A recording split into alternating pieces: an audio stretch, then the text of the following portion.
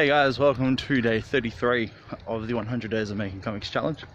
I'm currently taking the dog for a walk as our house is currently being inspected by many potential buyers, as our landlord is looking at selling the house.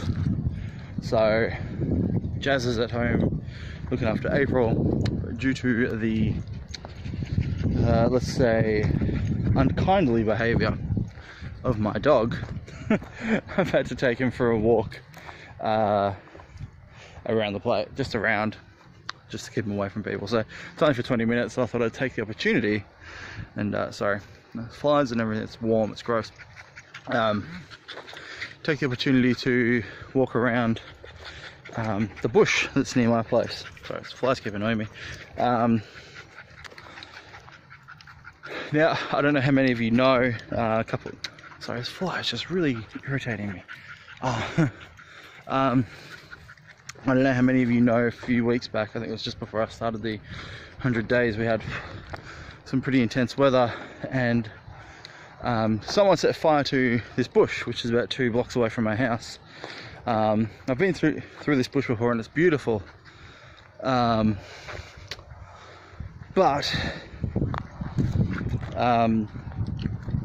obviously it will set fire and it's all been charred down. Now, in this sort of weird magical way, I'll show you guys around. It's got this almost really beautiful sort of dark magical vibe to it. Actually, I'm gonna go backwards a little bit, show you this tree that I just love.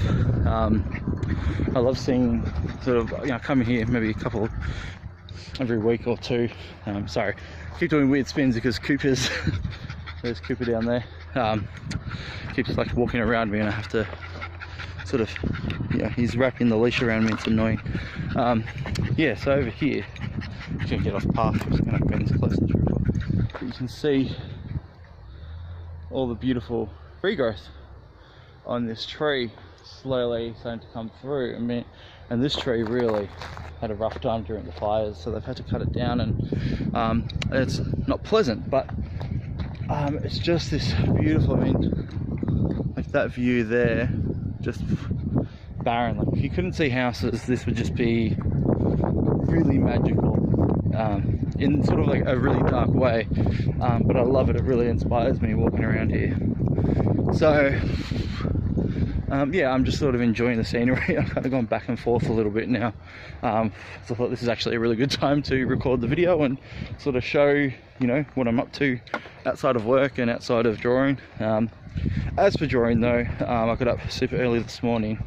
I did my 30 minutes last night, but then I got up super early this morning and just decided I was just going to finish page 2.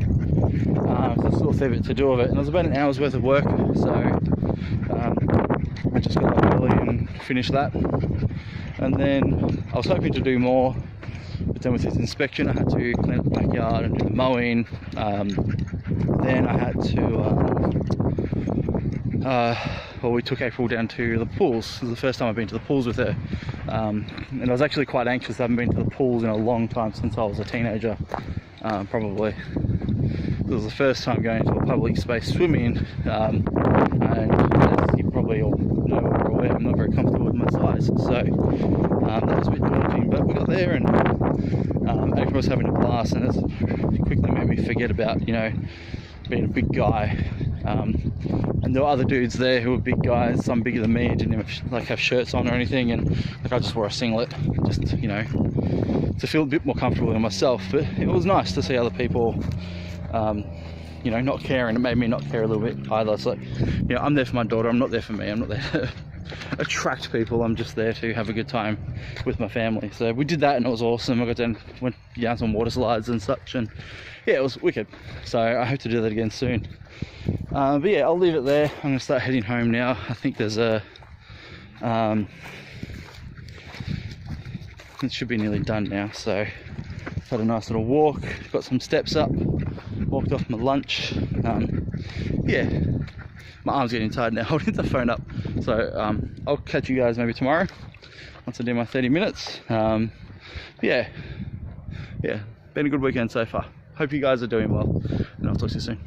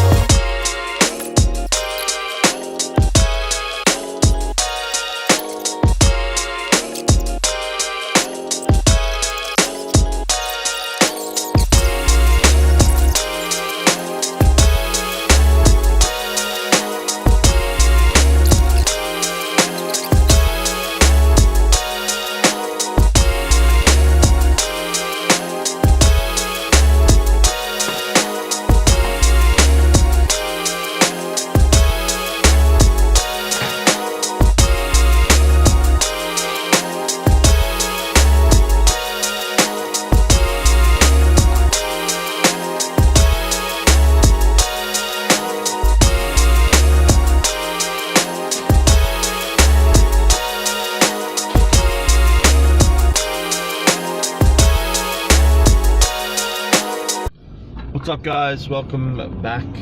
Well, not for you, you're still watching. I'll never get used to doing like the multiple day videos and like not be like, hey, welcome back to day blah blah blah. Anyway, so following on from yesterday, so as you would have noticed, I picked up the scanner from Luke's, which is awesome. Thank you, Luke, for lending that to me. I pretty much got home and set it up straight away. I got to scanning the first 2 pages. So the first 2 pages are now scanned in the computer, and I spent last night touching up page 1, so adding the grey tones. Not that there's a lot, but it creates a real nice difference to it. I remember talking about this a couple of weeks ago when I was coming up making that decision. It was also tough too, because like I tried a couple of different grey tones. One was quite dark grey, one was quite light, and I found something sort of in the middle that I really liked. I suppose it matter once it goes to print as well. I want to make sure that the grey is not too dark, so it knocks out the blacks. So anyway, I think I found a nice one that I'm happy with. And look, it didn't take me long to do them. I suppose that was sort of the idea. It was just to really highlight certain areas, or create more background, a differentiation between the background and the foreground. But it looks really nice, and I'll be uploading that page this week onto Patreon. While I was also doing that, well, after I'd done the greys, I had a look at what is it? The lettering. So originally I was going to letter the comic on my own, as you would have seen by the first page how I'd drawn the balloons and the text in. Wasn't too keen with how it looked. I mean, it wasn't bad, but overall, like, I wanted to have a bit more control with the text and be able to move it around a bit more. So the idea of doing the text, doing the lettering, traditionally, if I change my mind later, there's nothing I could do about it. So from this point onwards, I will be just leaving the pages blank. So blank of lettering balloons, word balloons. So what I'll be doing is I'll be doing placement when I do my layouts to get a rough idea of where the lettering goes, but when it actually comes to doing the pages will just be full art, no lettering, and then I'll do the lettering digitally. Gives me a lot more freedom, plus I spent a bit of time looking at fonts and sending a few different fonts to Lee to see what he thought. So there's a couple I really liked, and one's like, I always get my comic fonts from Blambot, because they have some really good free ones. They also have some really good paid ones. There was a few paid ones that I really liked but couldn't afford, so I had to sort of unfortunately say no and just go with the free ones. But what they've got for free is quite amazing. They're really, really good, and I highly recommend them. So if you haven't been to Blambot, if you're a comic artist, check out blambot.com. Check out some of the fonts there, which you can use for your comics. So yeah, found a really good font I'm happy with. Sent that to Lee with a couple of, said, yeah, here's font A and font B on the actual page, what do you think? And we both picked font A. So I can't remember what it's called at this point, so I couldn't even remember what it was called last night either, every time I was trying to like use it. Yeah, so I did that, and then I also did some work on, so page 1 is now 100% finished, I could say, quite happily. But I was pretty much ready to just go throw it up on Patreon, and then I stopped myself in my tracks and said, no, I need to do the chapter page first to open the chapter. So I laid that up last night, found a good font that I want to use for a regular font, a regular layout that I'll use throughout each chapter. It's not something I'll have to do heaps of, but you know, I want to create consistency, and so I wanted something that I was really happy with. So now I just need to do a little spot illustration, so I'll probably do that tonight, scan that in, and have the chapter page ready to go. So within the next couple of days, you'll be able to see it up on Patreon. So now my dilemma is with Patreon, so I'm working on Kill the Hero and I'm working on Monkey Junk. Do I now shift Patreon into just a Monkey Junk Patreon feed, or do I just keep that mixture so it's Monkey Junk and Kill the Hero sort of intermittently? I could then just create a schedule for Monkey Junk that you'll get a page every Monday, and then you'll get littered with sketches and finished art from Kill the Hero and Monkey Junk as well. Maybe that's what I'll end up doing, just create a Monkey Junk schedule for Patreon. Again, there's still no date for Monkey Junk to actually go live on any other website at the moment.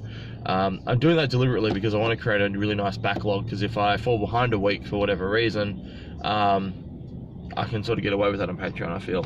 Anything else, not so much. So, yeah. But yeah, lots of progress over the weekend. Today is a new day, and I'm looking forward to what this week has to offer. It looks like it's going to be less of an insane week. I could be wrong in saying that. I hope I'm not. There should be a bit of a regular week this week at work. We do have some big events coming up, so it's going to be busy, but I'm not going to be too without as far as stuff is concerned and stuff. So hopefully that'll bring good things. Alright, I'll leave you guys alone. I'm going to crank some tunes for the rest of my drive to work, and I'll catch you all tomorrow. Thank you guys for watching today's update. I hope you enjoyed it all, especially all the art. There was plenty in there. I'm quite happy with the output that I had over this weekend. Yeah, I'll catch you all tomorrow.